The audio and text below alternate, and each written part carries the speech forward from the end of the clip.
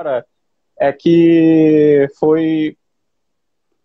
Quais foram as dificuldades, os prazeres e dificuldades de exatamente falar sobre esses personagens que pertencem em outra mídia em formas de poemas ou poesias?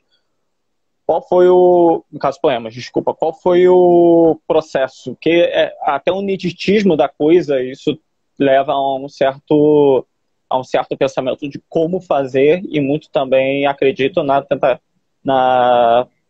tentativa e falha de chegar ao ponto certo. Como foi o processo para você de Então, criar inevitavelmente, pois temas? é, Diogo, inevitavelmente, não tem como negar que alguns vilões me são muito mais identificáveis, né? Então, há um Uhum. gosto especial para um ou outro. Talvez ninguém sabe disso, talvez ninguém saiba disso, eu acho que o próprio Paulo talvez não saiba disso, mas os primeiros poemas que eu produzi foram do Espantalho e da Era Venenosa.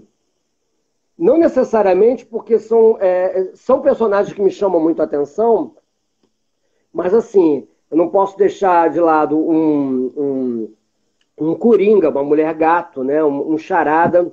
Uhum. Mas assim, os versos nessa pegada do lado, no caso da Era, o lado da sedução, né? O lado da persuasão feminina, isso me chamou muita atenção. O quem me dera era, aí esse verbo dera, dera, nessa conjugação verbal dera, quem dera, Uhum. minha era, que é uma rima rica. O próprio, no poema do Espantalho, né, eu repetia, né, medo, medo, né? E isso até é uma alusão, um poema do Vinícius, Tempo, Tempo, e eu achava que o Uhum. medo, medo, batendo, pontuando, medo, medo. E aí eu comecei a trazer, o medo de quê? É medo de cobra? É o medo de morcego? É o medo do desemprego? Aí olha como eu trouxe, né, a temática social, né?